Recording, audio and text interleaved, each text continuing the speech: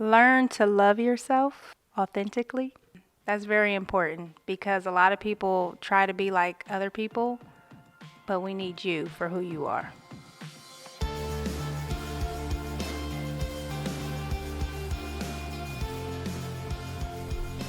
All right, what's up, everybody? Welcome to the show. Welcome to the What You Don't Hear podcast.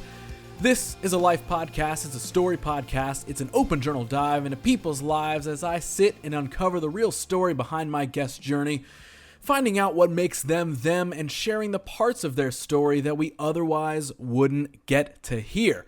Now, who am I? I am your host. My name is Ross Tyson. I'm a creative director.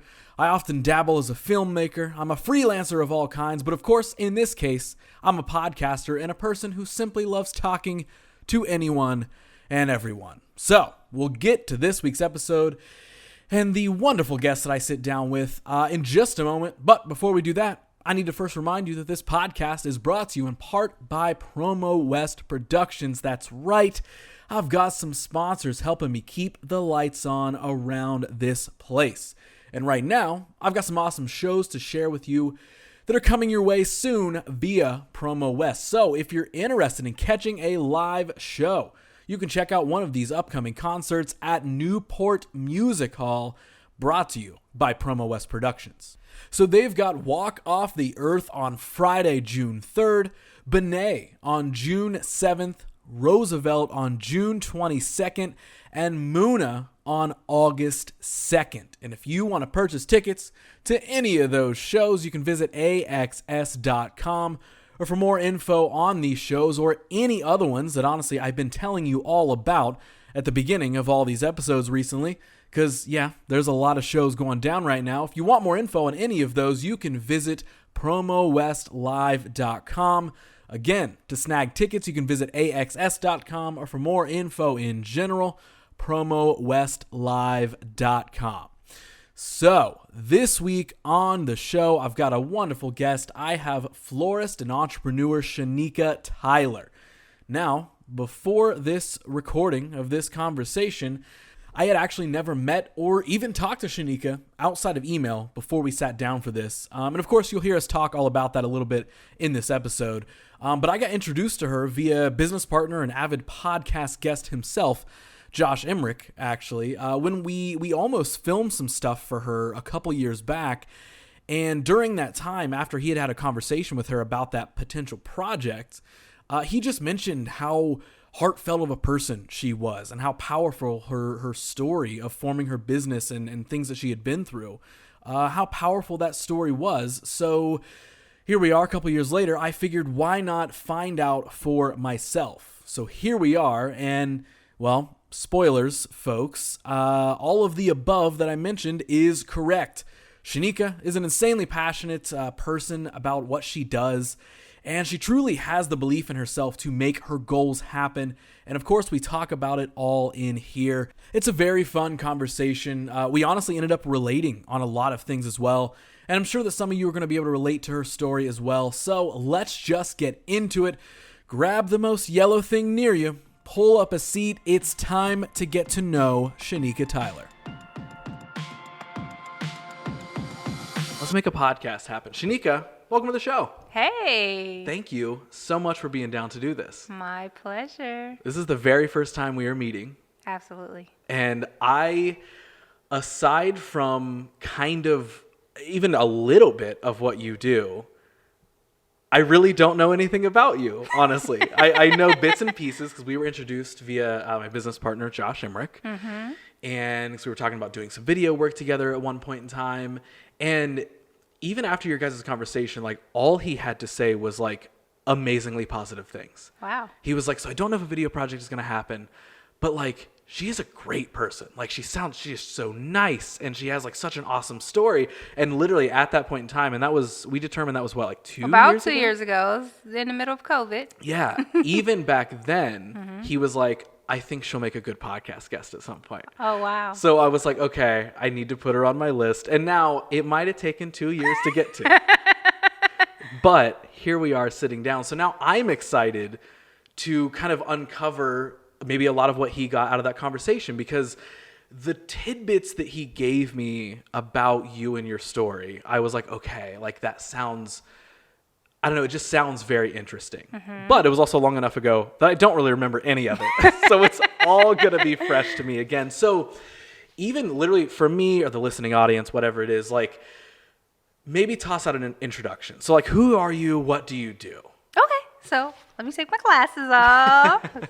I like to be silly sometimes. But anyways, I am a floral designer. Started about, 2013, I started out doing weddings, wedding floral, fresh wedding floral. And then I transitioned 2 years ago to do artificial arrangements because I never had that repeat client. So with weddings, I wanted to have more control and then have a reason for them to actually come back and do business with me. It was typically one and done with weddings. So now that's a plus, at least. Yeah. But weddings also gave me a lot of anxiety because I really couldn't control the day. So that's why I transitioned to faux, because it's more controllable. And then I didn't have to worry about the flowers dying on me, which happened quite a bit during weddings. So Yeah. Okay. So that makes a lot of sense because we like filmed and photographed weddings for a while. And so I was in enough of the wedding world that like it can be chaos where you're just like, Very. I'm helping and I can kind of help aid. However, I'm here to help, keep the day flowing or whatever it is. But like, you really don't have any control over None. things in the end. So like, was it the fact of like, was it the living floral arrangements that like made it difficult? Or was it just like the chaos of weddings in general? Or? It was more so the structure, the timeline. You only had a certain window of time to create your design and deliver your design. So if you had anything that in that process that wilted or died, or let's say you actually damaged it by breaking stems or, smashing the bloom or whatever the case may be, then you're without a product. So now you have to hunt to try to get this product because brides are very specific on what they want. And you only have so much inventory at the wholesaler that you can buy that day or within that 3-day window of the time of you receiving a fresh floral to the time of you delivering the fresh flowers. And so you moved into the faux floral, right? I did. Okay. I did. I did weddings for about 6 years. Actually, let's see. 10 years. 10 years Okay. before I transitioned to faux. And I never realized that I became a nervous wreck until I started doing weddings. I would always get butterflies in my stomach for every wedding. I would have anxiety out the wazoo for every wedding. And it was just overtaking my life. It started making me kind of a little depressed in a sense, if that makes sense. Really? Yeah, just Okay, because okay. I didn't know naturally I'm a controlling person. So being that I really didn't have any control during those 3 days, it put a lot of weight on me. Yeah. Okay. So was it the control thing, or was it more of like, I just want this to go well, or why is there so much stress falling on my shoulder? Like, cause I'm bad about that, where like, I have definitely over the years uncovered that like, I like having control over things. I for sure do. But I can also, I also know when to kind of step aside and be like, all right, I can also go with the flow. Like I can be 50-50, right? But I'll turn each side on depending on when it's needed, right?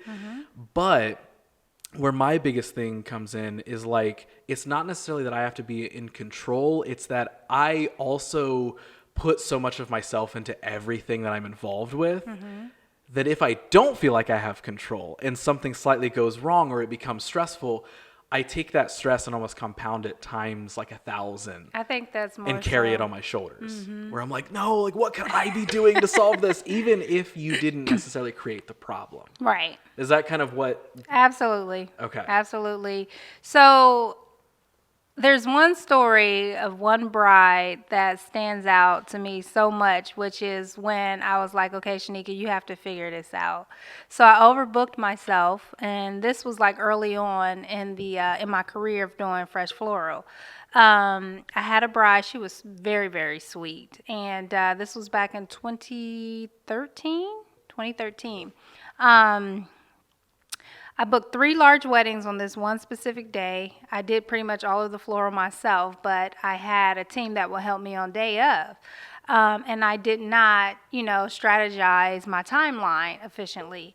So back then, we didn't have as much technology as we have now. So my phone was a little dated, and it actually died when I was on my way to deliver the flowers. Okay. So I got lost, and I arrived when she was walking down the aisle. So talk about a pissed parent. Her dad was so upset with me. He looked at me and was like, "We're going to talk when this wedding is over." Oh, no. I felt horrible. So, I still gave the bouquet. I still left it there. I still set up the reception and everything. And then I left after that. So then that Monday, her husband called me and was like, "Hey, we want our money back because you arrived late to the wedding, and if not, we're going to report you to the Better Business Bureau." I said, "Well, there's no need for you to do that," because I literally cried at their wedding. Like, she was hurt, I was hurt too, because for one, it was my brand, and then for two, it was just, I know how important a wedding is, so I just, pictured myself being the bride and not being able to carry my bouquet down the aisle. Her friend or bridesmaid actually went to the field and picked flowers out the field because they were at the Grange Insurance venue or something like that. It was way down South High. Okay. So there was a field there, I guess. So she picked flowers from out the field, and she literally had to carry a bouquet of field flowers down the aisle. So imagine how horrific that was. So that was the start of my career. Okay. And ever since then, I have been like a nervous wreck doing weddings. I would only do one wedding a day. And I would make sure everything was ready to go at least a day or two in advance. Mm-hmm. So it was a good experience, but it was a traumatic experience. It was one of those like, okay, this was a terrible thing to have experienced, but what a learning experience it was. Because at least you got to carry that with you, and we're like, okay. Forever. yeah, at least you got to carry that stress with you forever. And it just never has left. That's the weird thing about situations like that, though, is like they are terrible and dreadful, but you're going to learn something from it. It's like literally a terrible example that I hate that I can even share with that is like, to make a long story short, we were shooting a music video a few years ago, Josh and I and our team. And unfortunately, there was a member of this band who was not the best of people, it didn't seem like, and he doesn't really know how to communicate or control his emotions. And the only time this has ever happened, he just started flipping out and telling us that we're like pieces of shit and that we're terrible and that we shouldn't do this ever and we should be ashamed of what we do because he didn't like a shot that we made. Oh, wow. And then like all this sort of stuff. And like during that time, like Josh and I both like knew how to handle problems like that, but not really. We were definitely still kind of in that passive, like, what can we do to just kind of solve this? Like, oh man, I don't know, like whatever. So like it ends up creating this like just terrible experience on set. I was so stressed that I like went to the bathroom and like puked a bunch. Like I was so stressed out by this because I didn't know how to react to the situation. Yeah. And again, like it truly wasn't anything that we did. It was just this person had some issues and took them out on us that day. And then, eventually we kind of calmed him down and we're just like, let's just get through this. And then it was very weird. By the end of the day, he was like shaking our hands. He was like, "Hey, you guys really did a great job today." And I'm like, where was that attitude all day? Right. But the reason for me sharing that is it literally was like a terrible experience. Like, I would say maybe top 10 that I've experienced in my life. And that doesn't probably, the way I just explained it, somebody could be listening and be like, dude, that's your top 10. But like for a multitude of reasons, like that was terrible to go through.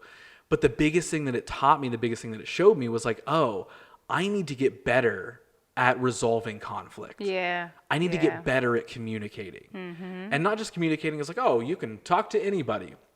But like, how do you diffuse an issue like that? Right. Because it's not just like, hey, buddy, calm down. Everything's fine. It's like, well, how do we get to the root maybe of the issue? How can I explain my side but still listen to their side? Try to understand what they're saying, even if it genuinely doesn't make any sense, still make them feel heard while trying to make myself heard and just move past the problem. Right.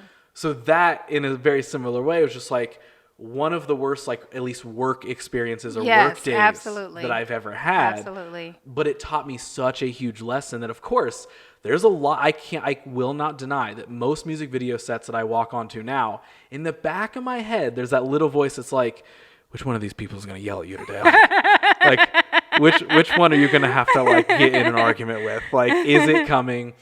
There is that stress that I still carry sometimes, but I'm also like, but if that situation pops up, I know I've got it this time. And I know that, Josh would have it as well. Like, I know that we would be able to easily diffuse that situation and find a way around it and not let it ruin my entire day. Because like for a while after that, I was like, is that dude right? Like, do we suck at what we do? Like, No. why was he that angry? You know? Right. But like you kind of like have an experience like that makes you feel less than what you were trying to achieve and be. Yes. And unfortunately, the weight of that failure is way easier to carry with you than any sort of win that you could get. You know what I mean? Yeah, because mine definitely carry with me throughout my career of doing weddings. Like, I was nervous at every wedding and always tried to arrive at least an hour early just in case I had any hiccups, because I didn't want any bride to experience that again. So it definitely created a phobia for me. Right. And it's like a weird thing that like it's sort of a phobia, but also like a positive one. Yeah, 'Cause, like, yeah, it helps you yeah. plan. It helps you like make sure that you're like ready to go. And then on top of that, being that, we're basically creatives. So yeah. as an artist, you're sensitive about the art you create. So you visualize and try to create, drawings and, simulations and things like that for, your client to get an idea of what it's going to look like, because not all brides do the mock-up. Sometimes they just go based on whatever you present them with, So, and pictures from other people's work. So it's like always the day of when I'm delivering, especially the bouquet, because the bouquet is so personal. I'm always nervous, like, oh, they like this. Yeah. So it's like really for me, I'm excited when I love whatever work I create. So when I love it, I'm like, okay, they're going to love it because they hired me because they like my style. Right. Yes. 100%. So- And you're 100% right in the sense that like, yeah, sure, there's the business side of it, right? You want a happy client. You want to be on time. You want to have a good experience and have it flow well. But at the same time, it is something that you're creating. It is something that like we are passionate about sharing with somebody. So even though you're making it for someone else, you're making it via like almost sharing a piece of you, right? Like that's kind of what creating stuff is like you take out a little chunk of you and you're like, I hope you enjoy this. Right. Like, is this what you wanted? So then if that goes wrong, you know what I mean? If somebody's like, no, I don't like that, it is hard to take that. A hard pill to swallow. It really is. Yeah. Because it's like, oh man, like I thought it was really cool. But then if they're like, oh no, not what I wanted, like, I don't know. How does that process work with you? Like, you were mentioning like mock-ups and stuff like that. Like, is that normally what the cycle is? Like somebody, contacts you and they're like, hey, I want this thing. Like, do they tend to show you what they want or just kind of let you free flow with like, create me something? Like, how does that process even work? So, are we speaking faux or fresh with the wedding business or faux floral? How different Because it's two are they? different process. Yeah. Okay. Two different so processes. This is I don't know any of this. So. Well, both of them you go through. So, okay, let me say. With the faux floral, I have inventories. So I will pre-design some unique arrangements because I try to do unique one-of-a-kind designs so that a person can have something that's unique and they don't have to worry about it being duplicated. Yeah, okay. Sometimes I'll get requests to duplicate a design I've done, which is fine, but most of my designs are one-of-a-kind. And that's what I try to specialize in, just to have my own niche in the market. Yeah. So with that, they can just go onto my website, choose what they want, and then I ship it off. But then I also offer the customization of that. So with the custom design, then there is a creative process. So they'll send me photos of the space, measurements and everything of the table or whatever area they choose to display the flowers in. And then I'll do a proposal. And then in that proposal, I'll try to create a little mini mock or a simulation of what the design, possibly can look like. And then based on that, they'll, tell me, yay, nay, can we have this flower, that flower? Can we remove this flower or that flower? And then we'll come to an agreement, and then I'll design it and deliver it. Okay.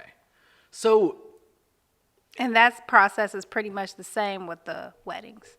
Right. Okay. Yeah. Okay. So you said you started this in like 2013? 2013. Okay. So it's so funny. So back in 2009, I was interested in being a wedding planner, designer. And I just had my son at the time. So I really spent like the first 2 years. Back then you YouTubed, a lot of different things. You really didn't have all the social media platforms. It was like MySpace was still around then, I think. Yeah. Okay. So I would YouTube a lot of videos because that was the only knowledge of education, I knew of where to get for floral because growing up, no one in my family ever was a florist or a gardener or a farmer or anything. So I didn't know absolutely nothing about fresh flowers or weddings or anything. So anyways, long story short, I logged on to Penn Foster and did some online education for wedding planning. Did some research, Google, found a wedding planning coordinator organization here in Columbus. Went to one of their meetings, met with a wedding planner. She decided to take me on under her wing and show me the ropes. So she had invited me to shadow her for a wedding, like maybe within a month of us meeting. And, I went to the rehearsal with her that night. And then the next day, she called me and was like, hey, Shanika, I'm not going to be able to make it to the wedding. I'm going to need you to do this wedding on your own because, I have a family emergency. And I was like, what the heck? I don't know nothing about this. I don't know the client. I don't know what I'm doing. I just went to the rehearsal and pretty much just stood there, So I was like, okay. She was like, well, you have the itinerary, so just follow the itinerary. And I was like, okay. So in my brain, me being a control person, I was like very strict on that itinerary. And I think it was a little intense for the bride and the groom because the groom was upset with me because whenever, it was time to move on to the next phase of the wedding, I would go up to the bride and groom like, hey, it's time to cut the cake. Hey, it's time for the first dance. Hey, it's time for this. Hey, it's time for that. And at one point, the groom was like, hey, we're still socializing with our guests. Basically like, leave me alone. Right. And in my brain, I'm like, so anyways, what transitioned me from that, from being a wedding planner to a wedding florist, was when the bride actually was waiting to go down the aisle. She came out and she had all of her bouquets. So the bridesmaids had their bouquet, she had her bouquet, and then I seen the floral decor for the wedding ceremony. And I just fell in love with it. It just captivated me. And at that point, it was like, okay, I don't want to be a wedding planner. I don't want the stress of, dealing with the day-to-day or the day of. I just want to work behind the scenes and create the beauty and the ambience and go home. Yeah. Okay. So what was it, even going back a little bit, what was it that made you want to be a wedding planner to begin with? Well, I like interior design. Okay. And decorating. So with weddings, you get to choose the linens, you get to come up with a design concept, the colors, all that stuff, and make a place pretty. So I fell in love with that aspect of the wedding planning. I didn't really know at that time when I dived into it that it was going to be very intense, and it was all more so administrative work, and basically you're being a personal assistant to the bride and groom. Right. That gave me anxiety. Yeah. Oh, yeah, for sure. Because that's not my personality. Right. So after that first wedding, I was like, no, this is not for me. Thank you for the hands-on experience, but, I'm going to go ahead and do the wedding flowers. Yeah, you were like, I had the schedule. We tried to follow it. They got mad at me. But I do like the way those flowers look. How can I help with those next time? Exactly. Yeah. So yeah, after that, I went to OSU Wooster. So, I live in Columbus. I drove 2 hours every day for almost 6 months because I was a mom. I had 2 children, or have 2 children, so I wasn't able to stay there and on campus. Plus, I'm older. I'm like 30 years old. And then I'm here with I was like, 28, 29. And then I had all these 18, 19-year-olds that I was in class with. So for me, it was like, but I drove there every day for 6 months to learn, the principles and practice of floral design, which it was very, very, very informative. I'm glad I did that because I learned how to care for fresh flowers. Had I not taken those classes, I wouldn't have known how to care for fresh flowers. So that got me started. That got me grounded. That gave me the basics. And then, I did that for a couple years, wanted to expand my business, and I am heavy on competition. You wouldn't believe so, being that I have anxiety, right? Like, how? You're competitive and you have anxiety? But I developed anxiety. I didn't always have it, but I'm very competitive. Okay. So I wanted to expand my business. I found a few organizations that were offering some classes, mentorships, and funding for small businesses. It was called Bad Girl Ventures. They originated in Cincinnati. They had the first chapter here in Columbus. I was a part of that first class. And it was so weird with that because I went on, filled out the application. I had a video that I had recorded, a friend of mine and I, because I was trying to do crowdfunding or whatever it was. That was like kind of big back then. Yeah. But then me being a prideful person, I'm like, I'm not going to put myself out here and beg to the public for some money, Right, I'm like, yeah. I'm not doing that. So I just saved the business, never did the crowdfunding, came across Bad Girl Ventures. They had a part where you can upload a video. So I'm like, I did this video. Let me just upload it, And I filled out the online application. They actually reached out to me and was like, hey, Shanika, you were the first applicant and the only one with a video. I was like, wow, interesting. So they wanted to meet with me. I had to go meet with this group of investors. Key Bank was a key investor in this program. So I met with, some people from Key Bank and then also some other people that were giving their time just to be on this board or this committee. They interviewed me. It was like maybe 12 people that I sat in front of. Yeah. And I had to pitch my business to them. Ooh, yeah. Wow. Okay. So I pitched my business to them. They liked it, and then they allowed me to be a part of the program. So it was myself and 9 other entrepreneurs around Columbus. Sassafras Bakery. Are you familiar with her? She's in don't know. Westerville. Okay. Then there was a few other people. That's the only one from the group that I know still kind of around. Okay. So it was Sassafras Bakery. There was someone there that was trying to do interior design. I think a jeweler, aviation. It was a few different businesses. It was very eclectic. And so I went through this 9-week curriculum. They helped us develop a business plan. They teamed us with a mentor. They helped us develop our own personal pitch. Then at the end, you took your business plan and your pitch and you got in front of these team of investors again, the 12 people. You pitched your business, and then someone won $25,000. Wow.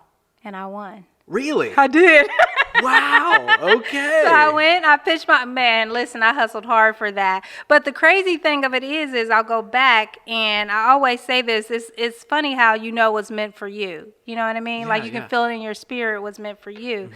So during that process, once I submitted my application and did the video, they sent me all the terms and the conditions before I even, got selected. And I read through the terms, and my credit was like horrific. And you had to have like a 580 at this time to even be qualified. And I literally just pulled my credit, like 2 days before, and it was like 400.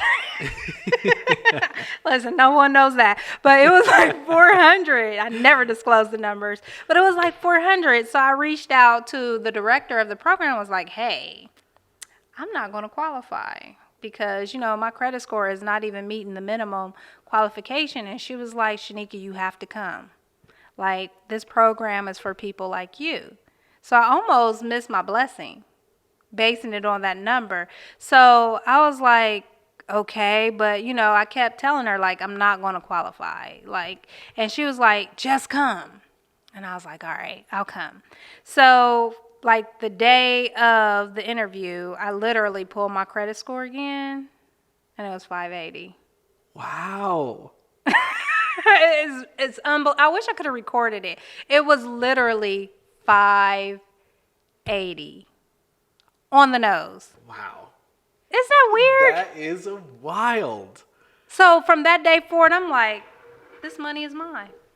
Yeah. So I was so confident when I met with that group of 12 people and when I went through that 9 weeks of the program and when they announced who the winner was the day of, I was like, this is my money. Because everybody was looking at me smiling like, hey, Shanika, and I'm like, hey. Yeah. And I won. I did. I won that money. And with that money, I had a year membership with the Columbus Chamber. And then they partnered me with Darla King. Are you familiar with her with King Business Interiors? I don't know if I am. Locally? Okay. So she was one of my mentors. And there was a few other people. There was an attorney. I can't even remember who the name of it was because it was back, 2013, 14. So that was like the beginning of the business, which was called Fleur Girl at the time was the name of the business. So yeah, Fleur Girl. And then I opened a studio, bought me a van, and didn't last. I didn't last because mentally I wasn't ready. So my business failed. It did, and it was really, really a hard pill to swallow. So I had to like pretty much give up everything and regroup, re-strategize.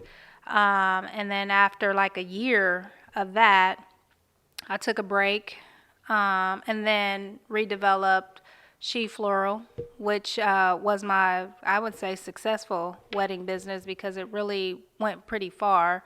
Had my most highest paid clients with that business. But again, I had the anxiety from when I had Fleur Girl still, and then the fact that I failed with Fleur Girl, so I had all of these mental issues that I never addressed, still trying to build a new business. So now the new business still had the remnants from the old business. So it was destined to fail too, So I always tell everybody, like, you have to work on yourself mentally because your business is going to be a reflection of whatever your mindset is. And my business was a reflection of my mindset. I wasn't confident. I had anxiety, probably depression, postpartum depression. Like I had all these mental illnesses, in my opinion, going on. And I was trying to cover it by, putting my all into my business. Okay. Yeah. So that, and I think that that's like the normal kind of entrepreneur thing, right? Is like, you're just like, I'll go into this. Yep. And as long as that's going, like, I'm fine. I'll catch up later. But then you have to realize at some point, I love the way that you explain that like your business or your creations, they're a reflection of you. They are a reflection of how you actually feel. So can we dive in a little bit into like the first business and when that is failing? What's going through your mind at that point in time? Like now, yes, I know the answer is like, well, it sucked, duh. But like, is your frame of mind like, okay, this was just my first attempt. I know I'm going to get back on my feet and I'm going to rebuild. Or was it like, oh, was this really not meant for me? You know what I mean? Like what was going through your head during that time frame, especially also being a mom? Yeah, so at the time, the partner I was with, he was diagnosed with epilepsy, never dealt with that. So I had to deal with that. So mentally, that brought on more anxiety. And then, of course, we ended up splitting up during the process. So I went from, being in a relationship with someone that developed epilepsy to being single with a mom and having a failing business. So I had all that going on with Fleur Girl. And it was challenging because, like I said, I just had my son a couple years prior, so still kind of experiencing postpartum. Didn't really know what postpartum was because a lot of people don't. You think you're normal, but you're wondering why every day is gray. You know what I mean? So it was that whole business was just depressed to begin with, kind of, sort of. Okay. So it was my outlet of me just trying to be in denial, from me trying not to, me being in denial, sorry, of being potentially depressed or postpartum depression because my life was just going through so much personally that I really didn't know, I didn't understand it, didn't really know how to deal with it, if that makes sense. All I knew how to do was be creative, so I'm really good at business. I'm really good at anything with creativity. Like, God has blessed me to be creative on so many different levels, that I use that as my medicine. So once, I came to realization that the business that I had so perfect on paper that wasn't perfect in life, was never going to be perfect and was never meant to succeed. It really was just a journey that I had to go through in order for me to get to where I am today. That was a hard pill to swallow, letting it go and realizing, like, hey, Shanika, you're not ready for this right now. Just fall back and relax, because it seemed like everything was an issue. And I worked so hard in my business, didn't really have any help because I was being controlling, So, because I was afraid of losing, afraid of failing. And I'm like, okay, if I do everything on my own, if anything happens, it's my fault. I don't want to rely on anyone to grow my business, if that makes sense, or fail my business, if that makes sense. But I, in reality, was abusing myself and doing that to myself. Yeah. So, which is very, very easy to do to ourselves on any sort of trails or any sort of tracks that involve creativity or entrepreneurship. Because it is just like we were talking earlier, like when you're sharing your art with somebody or your creation in any form, you're kind of extending a piece of you, right? Absolutely. Like, hey, here, I hope you like this thing. And when you are working on a business or building a business or trying to build a career or anything like that, it is just all like, it is all an extension of you.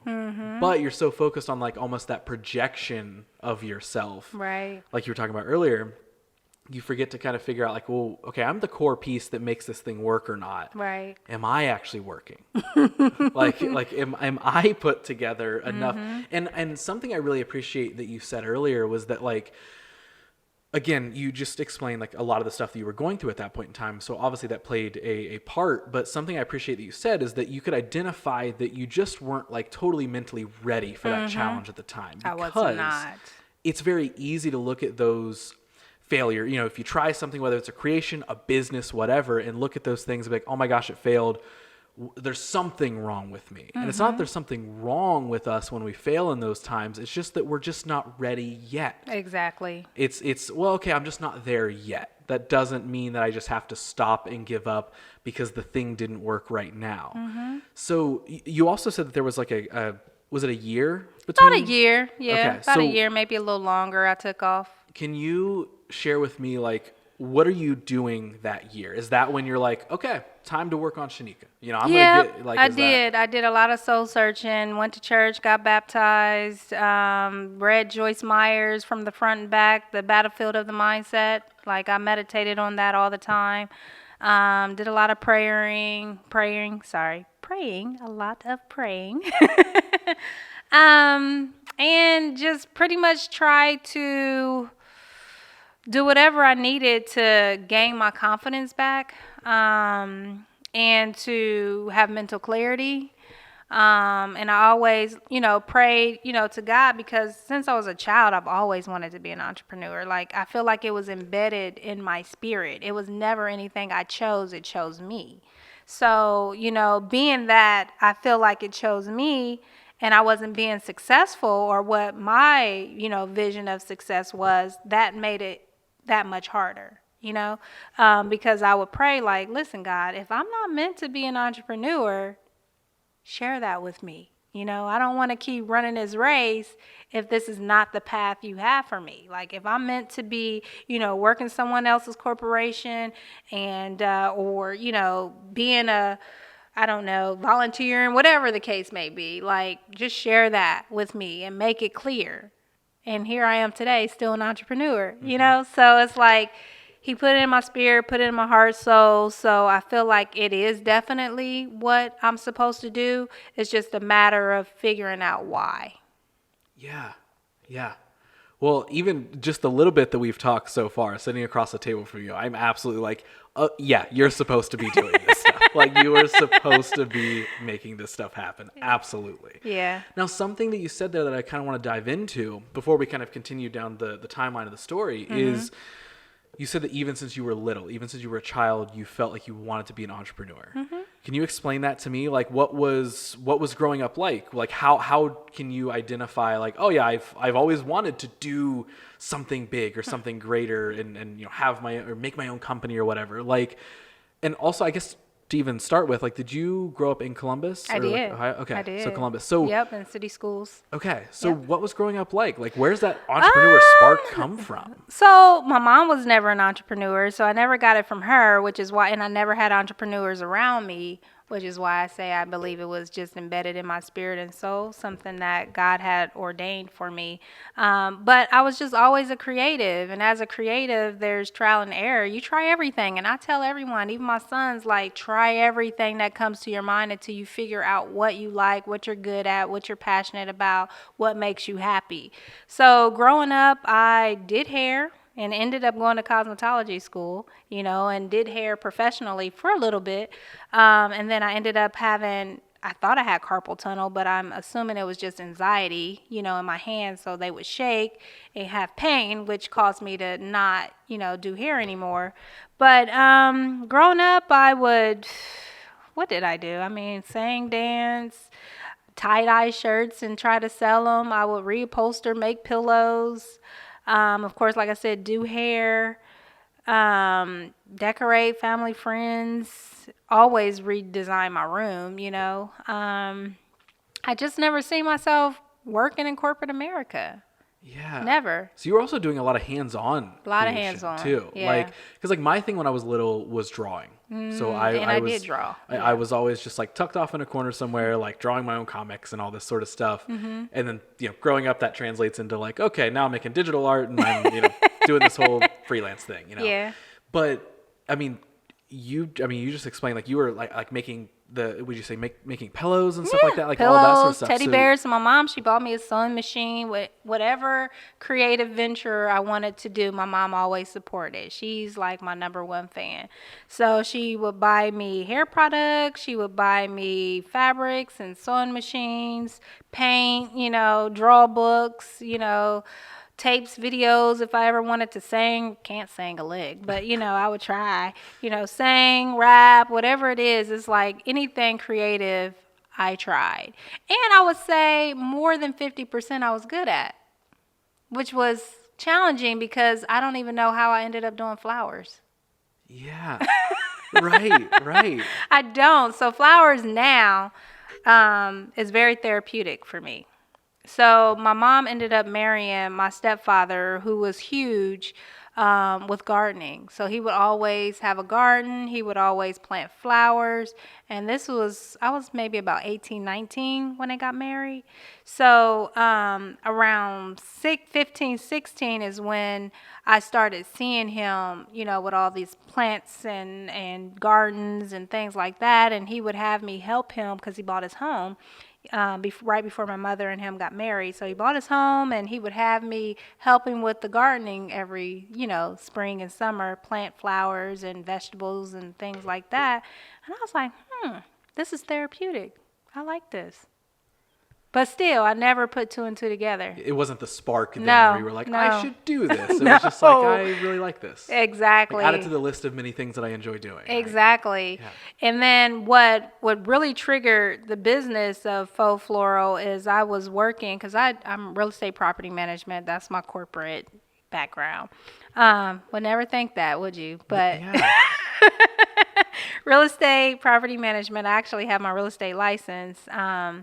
But I worked for Ohio Health here in their property management department. This was years ago.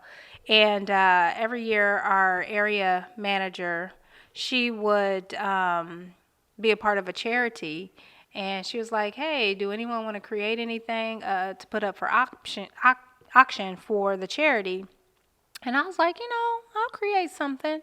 So I made this really unique basket that had silk flowers and stuff in it. And she took it to the auction and it sold for like almost $300. And this was like back in 2000, maybe 7 or 8, I think it was. Yeah, 7 or 8. So that kind of sparked that. And then I started making baskets. Okay. I'm telling you, I was all over the place trying to figure it out. And then finally, it was like the aha moment came, during that process of doing gift baskets that I was like, okay, well, let me dabble into, some other creative avenues. And then weddings became trendy. So you started seeing weddings all over TV. And I'm like, oh, I like interior design. So let me, go this way and try that. So then I tried, the wedding planning, epic fail. Got into the floral. I loved it so much. It gave me so much peace and serenity that I would not allow myself to fail. I'm not going to allow myself to fail. I knew that was the career for me because I cried when I had to close my business the first time. And the reason being is because, like, dealing with brides and hearing so many people tell you that, oh, flowers, they die. I don't care about flowers. I don't like flowers. Like, I've heard so many brides and people being a florist tell me that. And, at that point, I was educating everyone because I took this class at OSU ATI in Worcester. So now I'm like, okay, I know a little bit about flowers, So, I had to take them through the whole cycle of a floral life. And I'm like, it's very similar to the human life. And flowers have a cycle like we have a cycle. They breathe oxygen like we breathe oxygen. Like they need water and like we need water. Like it's very similar to the human life. Their lifespan is just not as long, Humans can't survive without flowers. So you cannot say you don't like flowers when you eat flowers every day. So it was like I had to break that down to every bride and they would be like, oh yeah, you're right.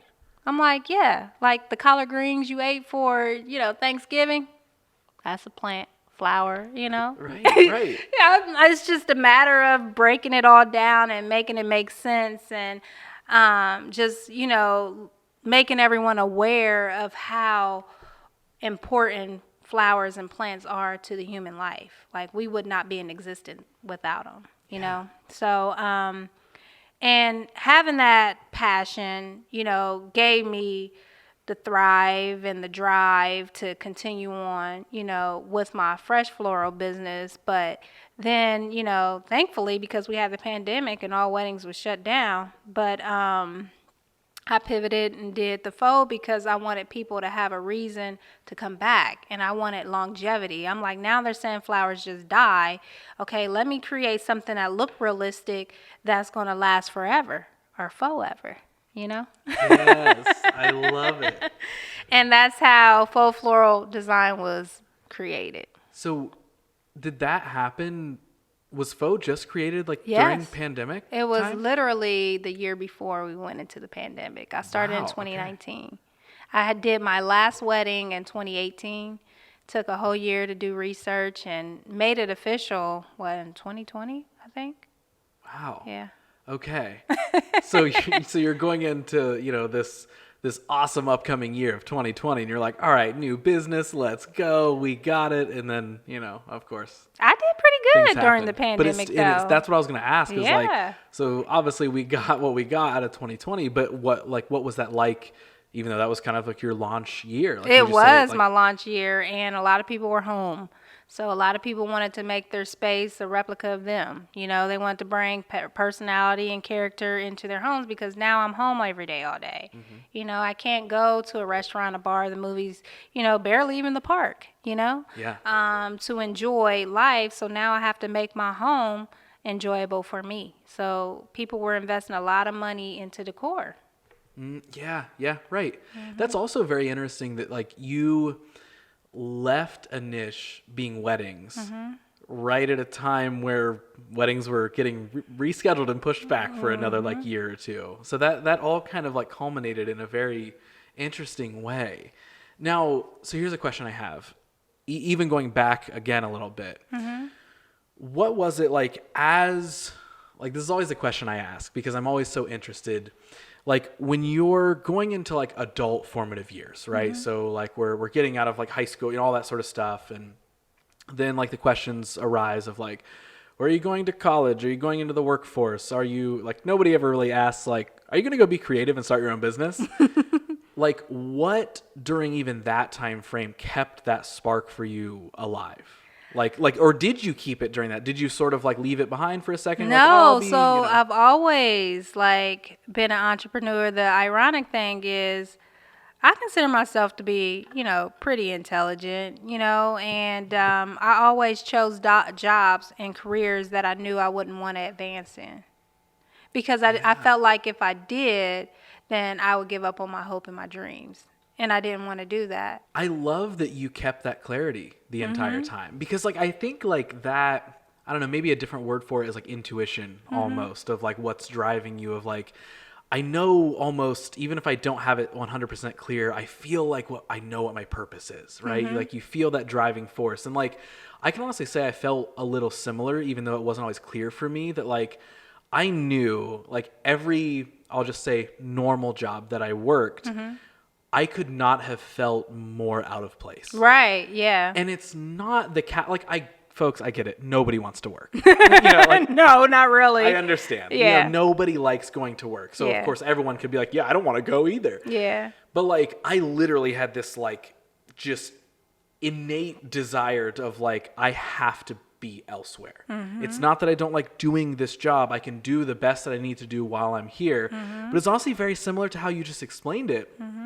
Is that like I didn't want to like grow up in the business. I didn't want to become a manager. And like I would almost get offended when somebody, because I can distinctly remember a couple instances at a past job that I had years ago, and they started like training me for different positions, and they were like, oh, like really trying to sell it to me, like, well, you'll be able to grow into this position, and the more you can do, the more valuable you are to the company. And like I literally, and they don't know what I want to do with my life. I'm just a kid at that point in time who's just working at this place. But I remember kind of feeling offended because I think that was almost my natural instinct of like, no, this is not what I want to do. Right. I am meant to do something else. So how dare you, tell me that like, oh, this can be my career. And again, it was nothing to do with them. It was all me, but it is that like, I don't know, almost like just weird driving force that like, even if you can't uncover it at first, I do think it's incredibly valuable. And I love hearing how well you followed it because I do think it's incredible, or it's valuable to listen to that gut feeling, to listen to that intuition that is trying to kind of drive or push you into something. Because if you're that interested in something, or you're that passionate about something, you've got to follow it. Absolutely. And being a single parent, 90% of my parenthood, it was like, I don't want my children to suffer because I'm out here chasing a dream. So that's one of the sacrifices that I had to make. Like I had to sacrifice working in corporate America so that I can create stability for my children while I still grow my business, even though a lot of people say, oh, your business is part-time and your careers or your corporate job is full-time. No, I'm working 2 full-time jobs. Yep. two full-time jobs. It's not part-time because, lunch breaks, vacations, weekends, evenings, all of that is dedicated to my business. Like, I literally never had a vacation because I'm using my vacation time to do a wedding, to travel to do a wedding. It's just you have to plan, you have to be strategic. So I'm just planning and strategizing everything, and I just always want to make sure, because I failed so many times. A lot of it had to do with finances, not having the resources, not having access to the capital. So like now I'm building myself so that when I do take the leap, I'm confident. Yeah. You got to have good credit. You do. You got to have good credit so that you can get personal loans and business loans, because you have to be the personal guarantor unless you have a C corporation where you have other people involved. But when it's just you, like myself, you really have to make sure your foundation is very, very strong. So for me, I'm making sure my foundation is very, very strong. I am. That's pretty much what it is. I'm making sure my foundation is very strong so that when I do take my leap, I'm not going to have any debt. My kids are grown. Yeah. So now you can work and make your own money. So, because my oldest is 19, he'll be 20 this year. And then my youngest, he's 12, he'll be 13. So now I can really take the time and focus on me and my business and not have to worry about, food and all that stuff for my boys, because I've been blessed. I've been blessed with my job I have now, which I love the company and the corporation. Everything's good, but it comes a time and a place where you have to do what's best for you. Yeah.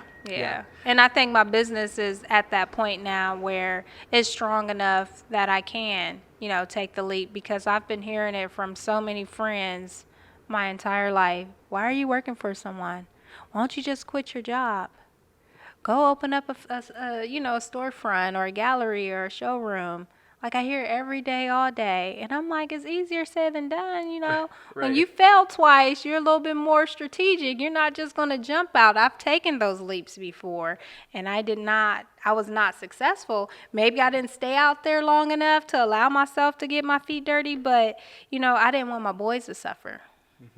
So I'm like, I'm not going to stay out here too long chasing a dream and then we end up homeless. Like, I'm not going to do that. They don't deserve that, So that was a sacrifice I had to make, which is why later in life, I'm still here.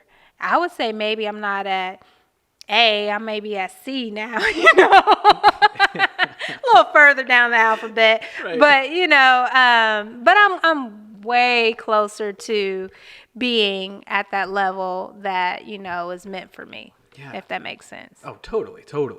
Now, so how have you balanced, because I guess that was something I actually meant to ask earlier and completely forgot, like whether you were 100% full-time with the floral, or if you were balancing like the corporate job with this. And so is that what you've been doing? Oh, yeah. So I'm correct on that? Okay. And I usually don't share that. So here's what people don't know, because no one knows that I work in corporate America. But the crazy thing is the company that I do work for, they support me 100%. So they've purchased my product. That's so cool. They know about my business, and I told myself, now that I'm older, I'm not going to hide it. Like, this is a part of who I am. So I want you guys to know that I have a business outside of here, and don't look at it as competition, because it's not. Like, I'm here to do my job, and I'm going to do my job well, but at the same token, I have my own passions, and I'm sure they do too. We're just in that type of world today where everyone works for someone and have their passions, So it's normal. So beforehand, it wasn't. Like, companies will frown upon you if you had a business. Right. Now they don't. They're more receptive to it. So over the years, like, how's that balance? What has that balance been like for you? Crazy. Okay. I'm not even gonna lie. Yeah. It's been super crazy. I've been super tired. I've had, days where I wouldn't sleep. Like, one time I did a wedding and was up for 3 days straight prepping for the wedding. I was exhausted, to say the least, which is another reason why I got out of weddings, because, you can't control that time. faux flowers, I can control it. I can buy them 3, 4, 5, 6 months in advance and leave them down, in a storage or on display. I can prep and create the design months in advance, and it's still going to look just as fresh because there's no maintenance. Mm-hmm. They don't wilt, they don't die. Right, right. So they last forever. But yeah. So I know we've talked about, you identified that you had that drive and like that true passion of like, I know that something involving what I'm doing, it's literally my purpose, is what I'm supposed to be doing. And you kind of, again, going back to that, like just try everything mentality and almost turning that into like a, not accepting no for an answer, right? Even when those failures are, very abrupt and in your face and whatever it is. Like, has there ever been a time in this entire journey so far, has there been a point in time ever where you were like, maybe I don't need to do this, or maybe I need to like slow it down a lot, or like maybe this just does need to be a hobby that I do once every couple months for fun, maybe? Like, basically what I'm asking is, has there been a point in time where you're like, maybe I should stop? I want to say never. Yeah. I do want to say never been a time. There's been plenty of times where I've been discouraged. Plenty of times where I've needed reassurance. You know what I mean? But there's never been a time where I've just was like, I'm done with entrepreneurship. I'm done with pursuing my endeavors, my career. Like, I'm done. I'm just going to work corporate America for the rest of my life and retire. Never. Yeah. Never. I've taken breaks. Right. But never, no. I love that. So what is it that you feel like? Which is hard. Sorry to interrupt you. No, you're good. Yeah. But which is hard because remember I told you I've prayed, like, because when you don't see the fruits of your labor, you start to question if you're on the right path or not. So that's why in the past I've prayed so much, like, please give me clarity, reveal if this is what I'm supposed to do. And God has never said no. It's usually, honestly, those moments where I'll get a client that I've been going back and forth for 3 months, and then they went MIA on me, and then all of a sudden they hit me up like, hey, I'm ready to move forward. And it's a big deal, like not a small deal, it's a huge deal. Yeah. And I'm like, this is a sign from God, that I need to continue on. And it's all because flowers have been known psychologically to put a smile on everyone's face. They have been known to change the energy of a space. They have been known to be welcoming and inviting. You can see that here. You got faux flowers here, just to make your space inviting and warm. And that's what I want to do. Like, I want to take your personality and create a floral masterpiece or art piece that is a representation of who you are, put it on display so that you can look at it and smile every day. Or when your friends or families walk into the space and they're like, oh my God, that's so unique, that's so cool. It's a talking piece, Yeah. Because they're like, wow, that's so unique. It kind of reflects who you are.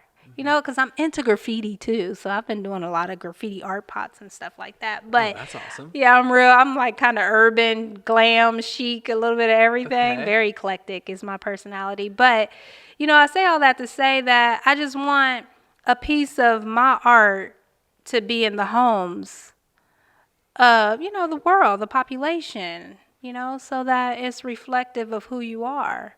In a conversation piece, and it's just putting a smile on your face. Because they do. Flowers put a smile on your face.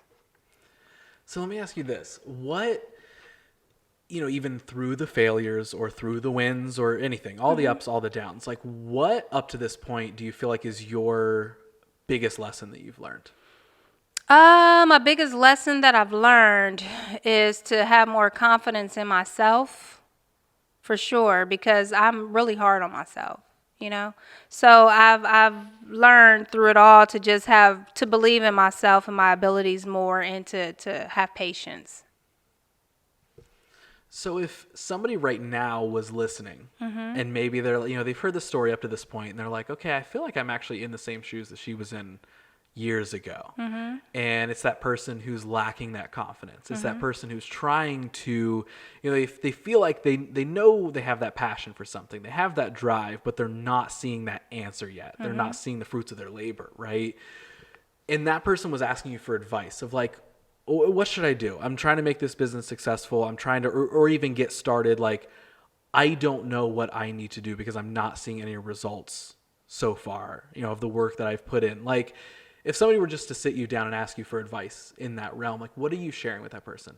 Surround yourself with people that already possess what it is that you're looking for, because that will keep you inspired, that will keep you motivated, because that has worked for me. When you have yourself and you're working on a business alone and you don't have anyone to look up to for motivation and inspiration, that is touchable, not just from social media, watching video clips and things like that, like an actual human being that you can call on the phone and have a conversation with, then it's definitely going to be hard. You have to have cheerleaders. You have to have cheerleaders. So for me, I've learned that. I've gathered, other female entrepreneurs. They may not be in the same industry as me, but we all kind of sort of have the same journeys. We're all going, kind of, down that entrepreneur road where we have this business, we have this passion that we're trying to achieve or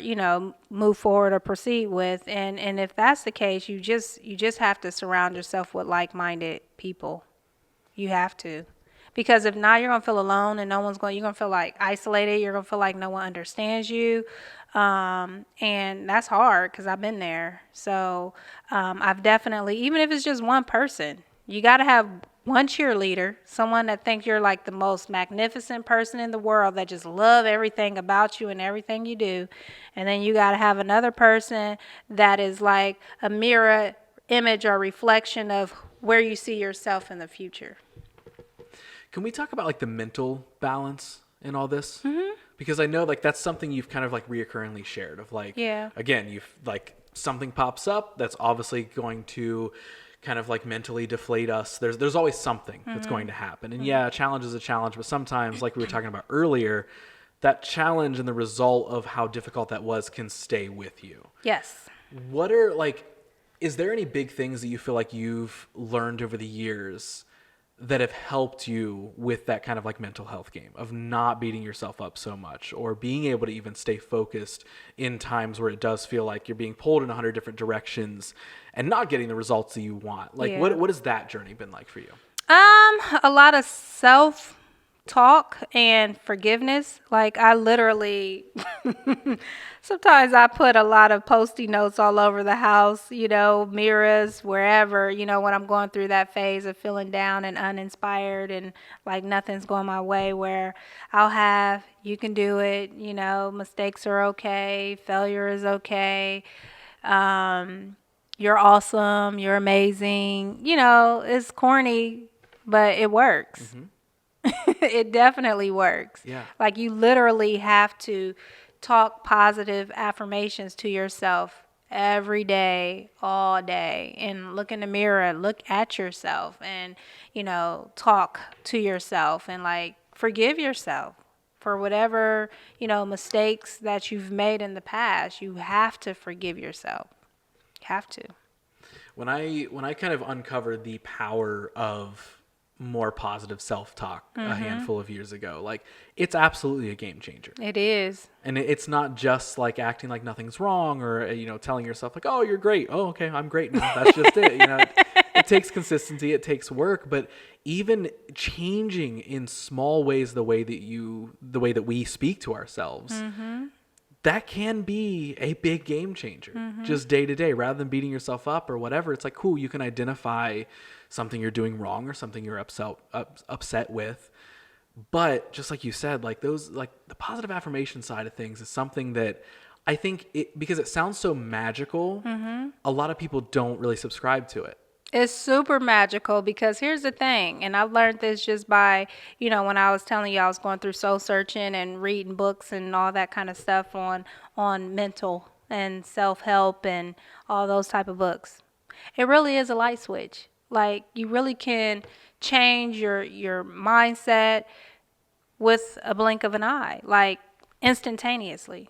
A lot of people don't believe it, but it's literally that easy. It's so easy, it's hard. It's so easy, it's hard because I've read somewhere, and I can't even remember where I read, but there was a story, a quote somewhere in the universe where they basically said that it's all your mindset, as far as like some days you may feel drained and your energy's low and all that kind of stuff. But then when you meet someone that you're in love with, how you get all this energy and just want to get up and run and be wherever they are. That is literally how the mind works. Like, you have to be ready to just switch everything whenever you're feeling down. Like, when you don't want to get into bed, out the bed, don't even think about it. Just get out the bed. And then you're like, dang, okay, I really just got out the bed. Just 2 minutes ago, I was like lazy, didn't feel like moving, didn't want to bathe, and now here I am, fresh, out the bed, ready to go conquer the world. It's like, it's literally a light switch. It is that just initial step of doing it. But it's like that step feels like the longest leap in the world. Yes. Which is why, just like you said it earlier, it's like, it's actually so easy, but because it's so easy, it's so difficult. Because it's almost that like obvious thing. Because it's so obvious, because it's so cliche and so simple to do, we make it naturally way harder. Yes, because we it's like, do. there's no way that I can just start speaking positively to myself and feel better. There's no way. I have to do all this other work, right? I have to take the longer path around. And like, that was something like a handful of years ago for me. Like, when I will 100% say, whether it sounds cheesy or not, like, I learned how to change my life for the better a handful of years ago by actually learning about things like affirmations and positive self-talk and actual just self-help in general, not just like, oh, exercise and you'll feel better. Well, yeah, duh, sure.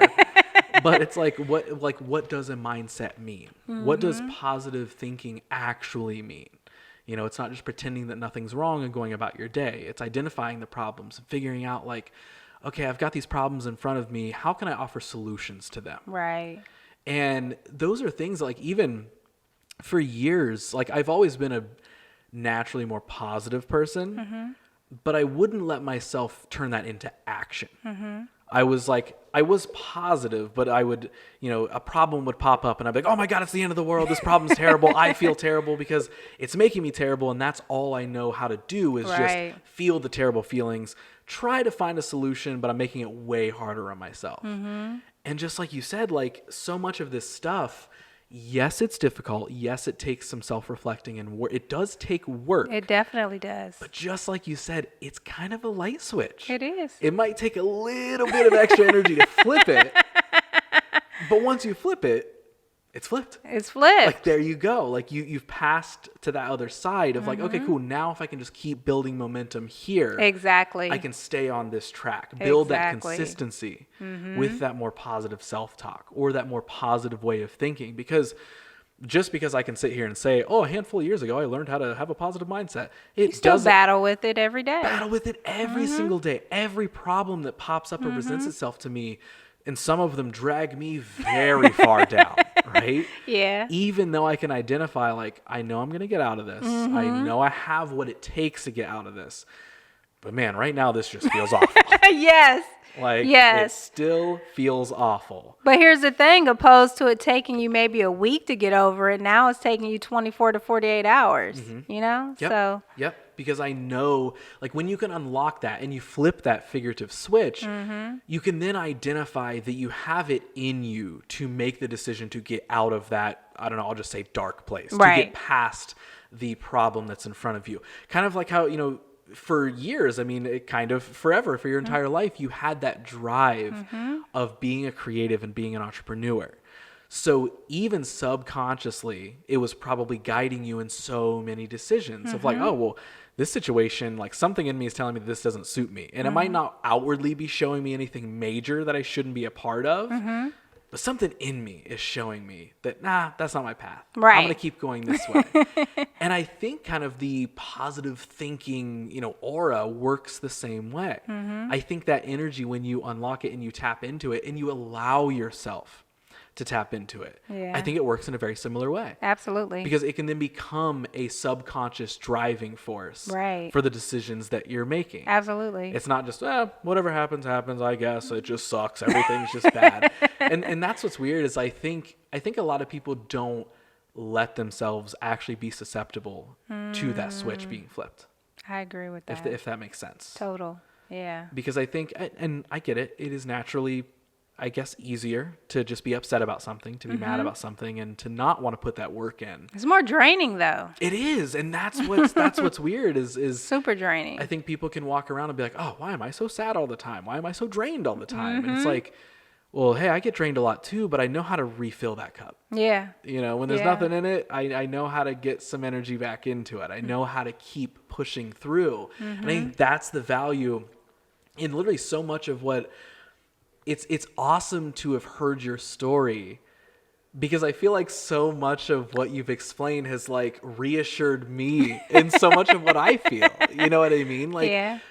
Like whether it's the career moves or the life and mental moves or whatever, like I love hearing things like so much of what you've explained, because it's reaffirming the way that I or other people maybe who are listening or watching this like could also feel. When you feel that like, I think I have it in me and I think I should keep pushing, but like, man, there's a lot of stuff that's telling me I should stop. Should maybe I stop?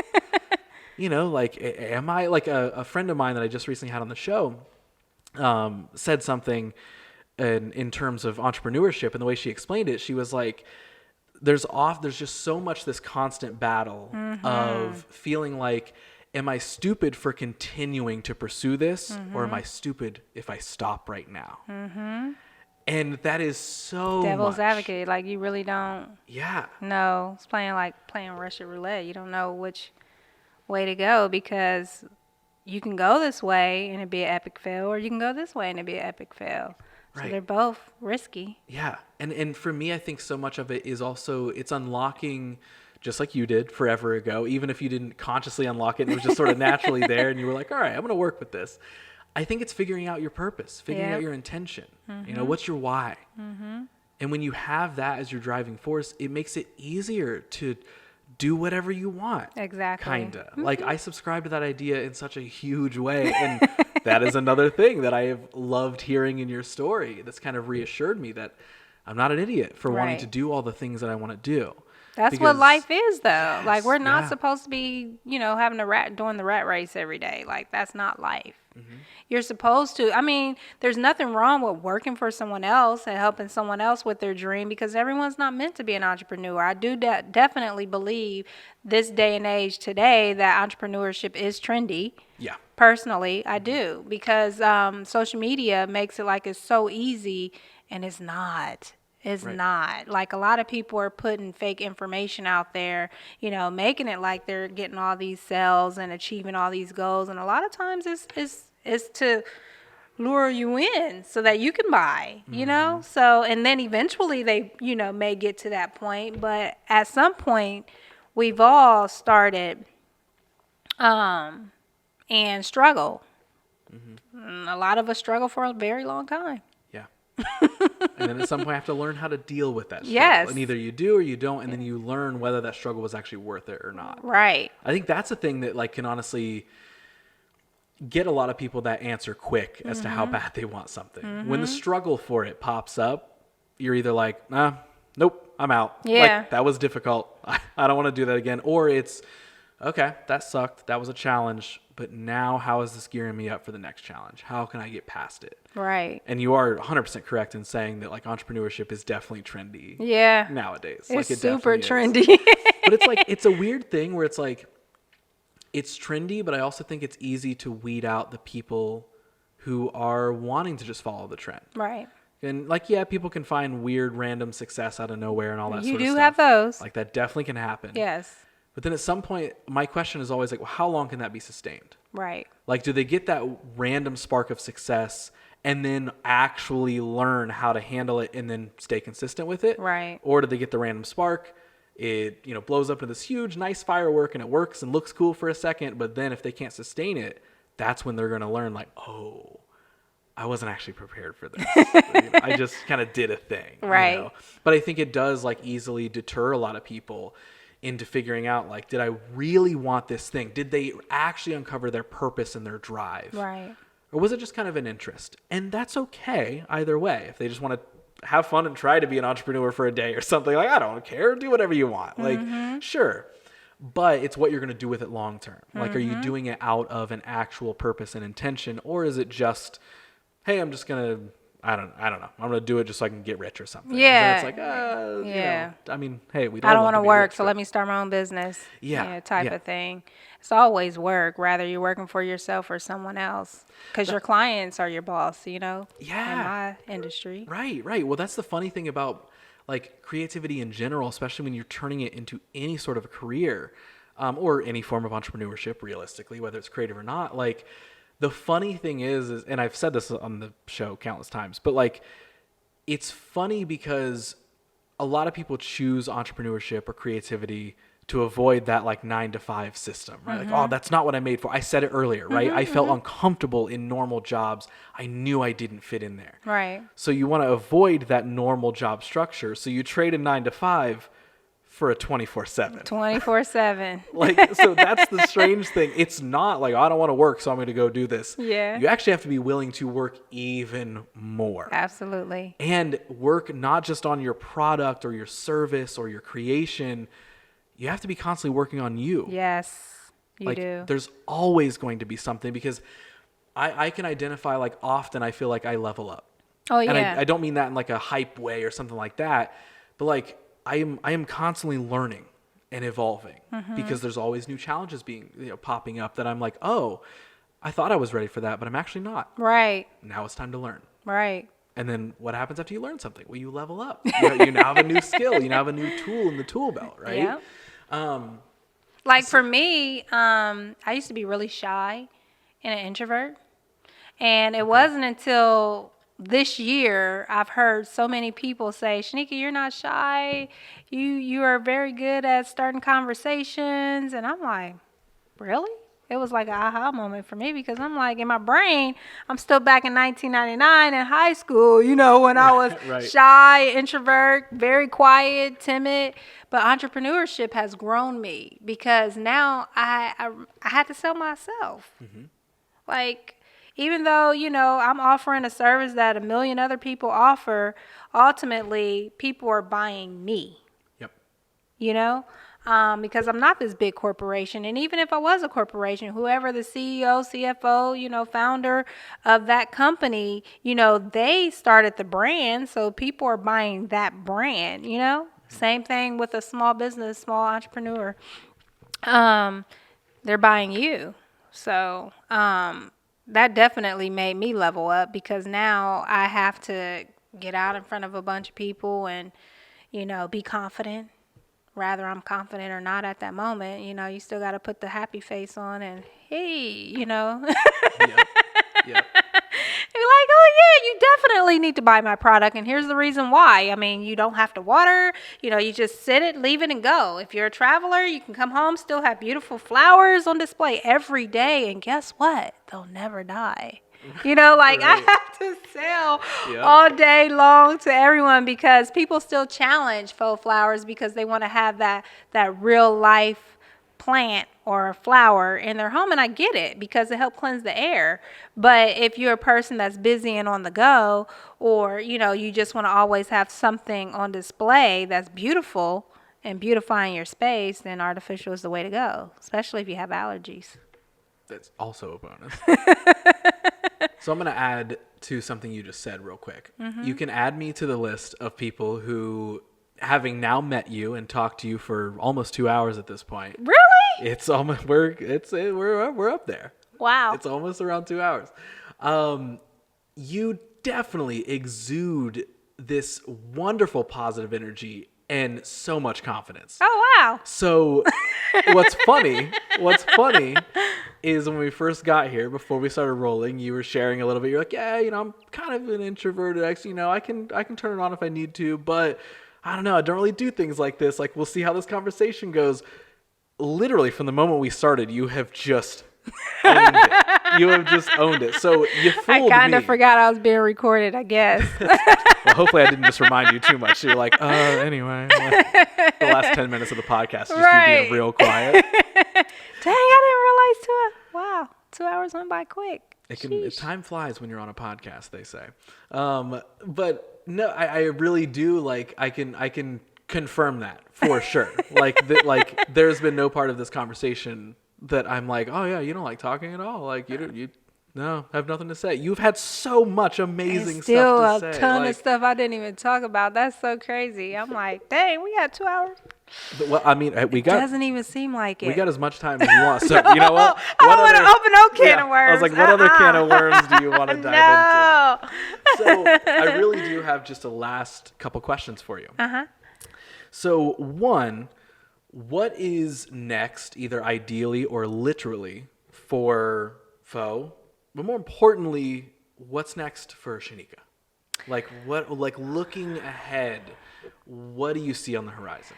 So, and this is personal. In the past, I've always been a workaholic. I've always put my goals, my passions, and all that in front of love.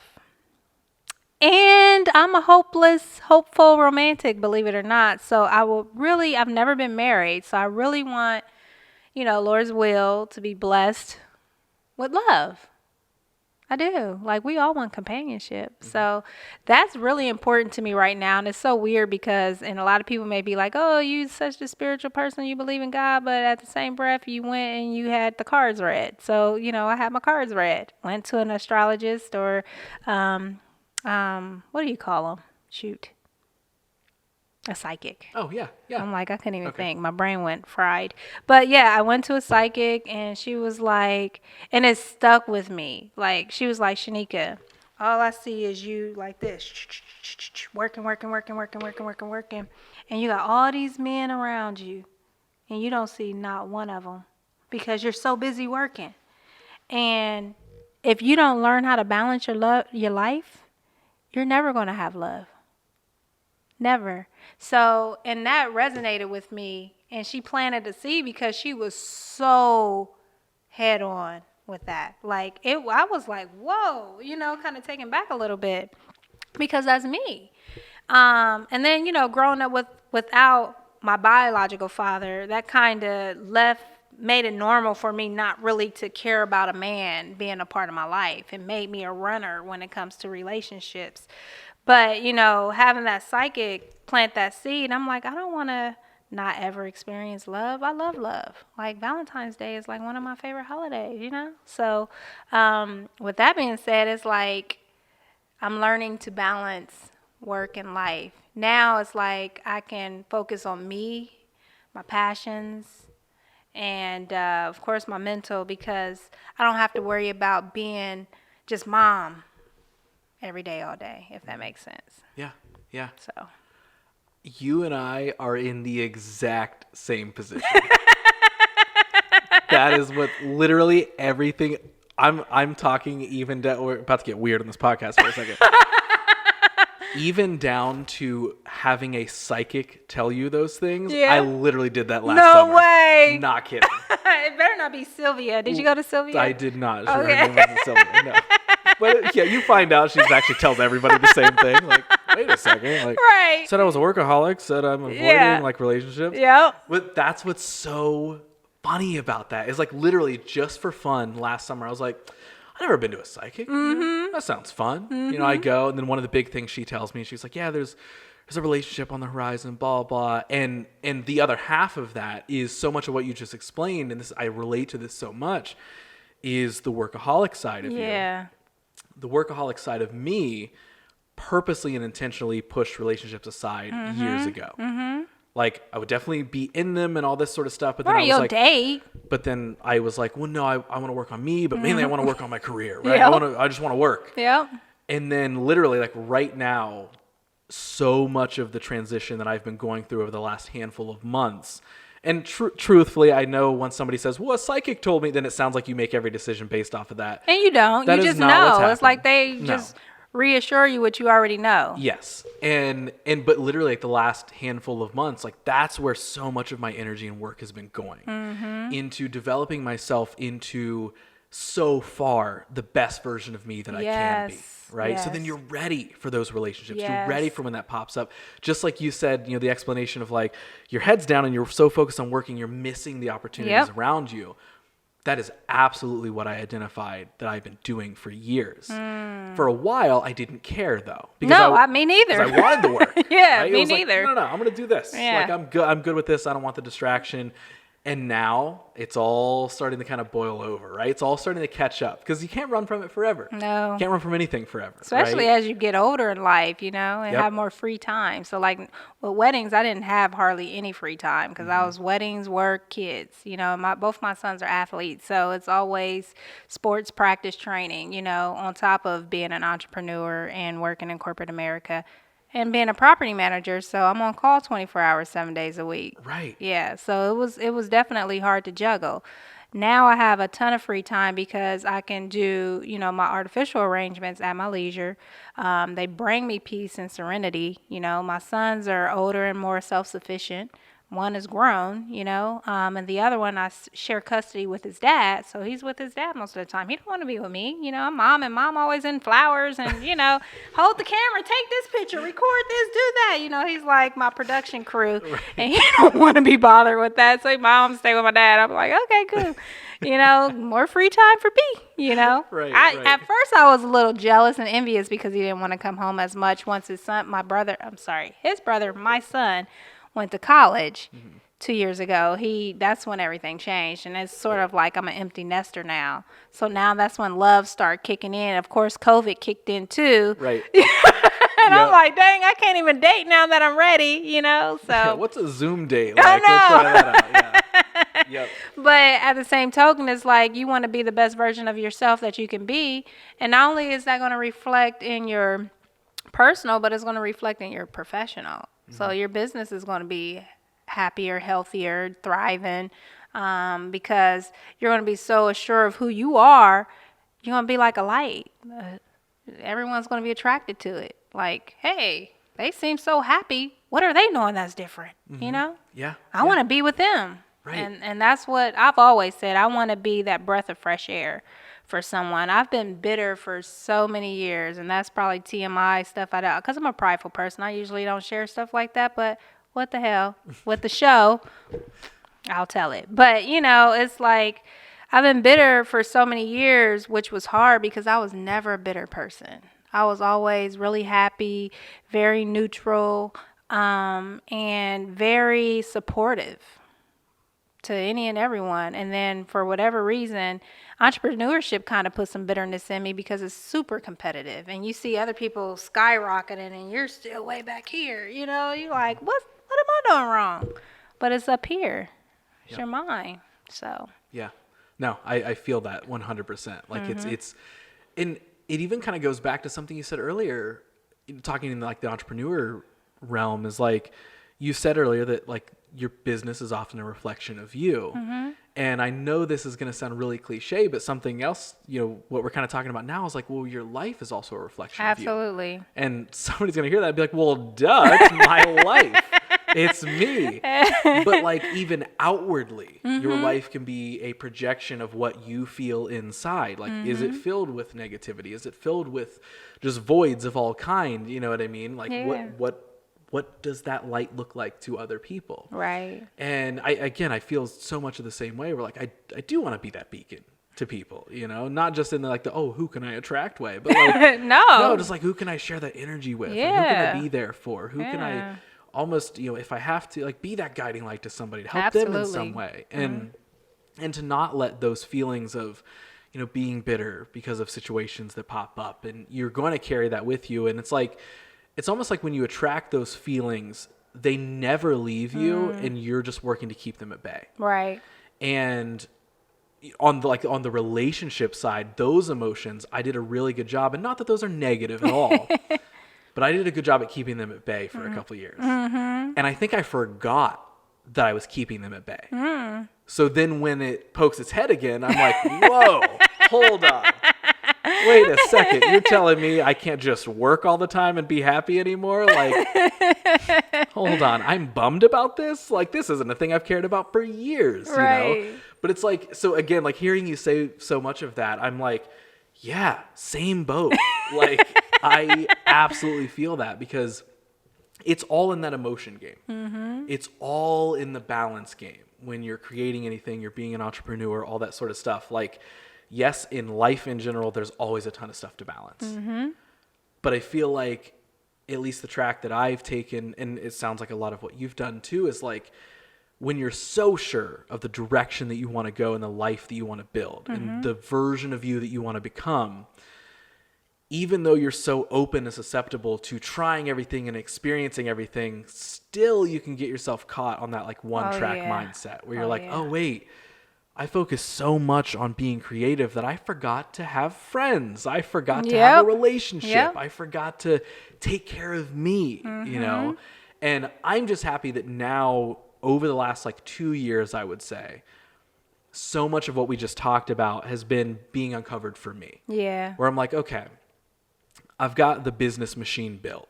You know, it's still got tons of growth. It's not, you know what I mean? Like it's always going to take maintenance, right? Always. But I've got it built. So now like so much of my shift and focus has become, okay, how can I be a better me? Mm-hmm. You know, it's like how, and like right now I can sit and I can, even though I have very difficult days, you know, sometimes I can still sit and say that like, I feel like the most confident, well put together me that has ever existed. Good for you. And it's like, I know that that's going to continue to take work though, you know? So it's like, I can sit and I can say that on one hand, I can also sit and be kind of terrified. It's like, oh, okay. Like, all right, if we feel like we've leveled up a little bit, how harder is the fall? You know what I mean? Like if actually, it's going to be a little softer because now you're going to know how to react. Yeah. See, these are things I need to hear. This is wonderful. I'm just so glad we had that chat.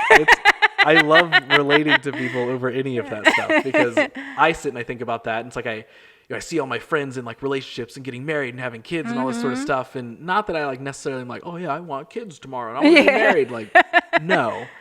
But you see all that and I'm like, am I doing something wrong? Right. You do question yourself. Yeah. All the time. So it's nice to hear some reassurance from just somebody else experiencing similar things. It's just like, your focus is somewhere else. And even though like you may verbally say one thing, but it's all about your mind and your energy that you're, you know, exuding, because that's why you're not attracting what you want or what you're looking for, because deep down inside, you really don't want it. Yeah. Yep. You still feel like, okay, there's questionable things there. Like you're like, I still need to do this. I still need to work on that. I don't know for sure if I'm ready. And that's why we're not attracting what it is we think we want, if that makes sense. Yeah. No, it's the classic, like, if you put out into the world what you want, like that you will start attracting those things. You will start getting that in return. And that is, yes, that is so much of the work that I have been trying to shift my focus to. Yeah. It's like, okay, how can my light shine, you know, into my life and shed some light on a life that I would prefer to have. Right. And not just that workaholic life of not hanging out with friends or not forming relationships or not just relaxing sometimes. Like I all of those things are things that I've gotten so much better at over the last couple of years. And yeah, because as an entrepreneur, it's very easy to isolate yourself. Yes. Because you need time to recharge so that you can be creative. Yep. And like you'll find yourself actually, you're like, okay, I just need a moment, and that moment can turn into a year. Oh yeah. Or 2. Yep. You know, because I've gone 2 years at one point where I just didn't have no social life, just straight working, and haven't been in a committed relationship, in 8 or 9 years? And I'm 41. And I try not to put the time thing on there because I'm like, okay, age, I'm not going to let that discourage me because you're as young as you feel you are. Yeah. You know, so 100%. But yeah, it's definitely a struggle. It's always an everyday balance. There was this quote on Instagram too. I had sent it to my sister today because it was like a meme that says something to the effect that, yeah, you know, my family think that I'm upset because, you know, I'm single or I don't have a boyfriend, but it's really money. I sent it to my sister. She's like, yeah, that is you. I was like, shut up. Okay. You know what's funny about explaining like the work that journey takes and talking about like, yeah, I've been stuck, sometimes it took me 2 years to get through that growth period. That goes back to the light switch thing you were saying earlier. Is like, it's easy when you make the switch, but sometimes flipping that switch itself, that can be the 2-year process. Yes, that can be the challenge. It's like you can flip the switch, and once you get it to that final edge point, you got it. That's easy. Boom. Work's done. You're like, dang, wow. But sometimes, imagine, I want everybody listening to imagine that it takes 2 years to flip a light switch. Like, how bad do you want what's on the other side of that light switch, like when it turns on? Like, because that's the work you got to put in. Exactly. Like, that is it. It's like, so imagine knowing that of like, okay, this thing is going to be very difficult to flip. But once I got it. Then it's just there. on. Yep. It's on and it stays with me after that. Shanika, before we end up talking for another 2 hours. I know, right? we can wrap this up. Okay. I have one final question for you. Sure. I wrap up every episode of this the exact same way with the exact same question. So right now, I would like for you to pretend that pressure's on. Everyone in the world is listening to us talk right now. So you have a live mic attached to everyone, everywhere, and you get to share something with them. What is it that you would want them to hear in this moment? Learn to love yourself authentically. That's very important because a lot of people try to be like other people, but we need you for who you are. I love it. Well, Shanika, before we wrap up, where can people find you and all your work around the internet if you'd like them to? Oh, so I am on Instagram at fauxfloraldesignco.com. That's my website, but Instagram is Faux Floral Design Co. We got it. There it is. I think I muffled that, but Faux Floral Design Co. on Instagram. You got it. It'll all be in the show notes. Edit that out. We'll edit that. Now, see, now I'm worried if I don't edit that out. Are you going to be like, you didn't even take it out? What are you doing? That'll all be linked in the show notes so people can find it. This was seriously a blast. I cannot thank you so much for being down to just meet for the first time randomly and be on a podcast for our first conversation. Like, guys, I don't even know him, and he has me on here telling you guys things that I never told anybody. So that's true. That's how this works. I've said that a podcast is a cheat code to make friends. Yeah. And that's the easiest way. Although the friends don't really get to know anything about me necessarily. It's just their life stories. But hey, it still works. Shanika, thank you so very much. Absolutely. This My was seriously pleasure. a blast. My pleasure.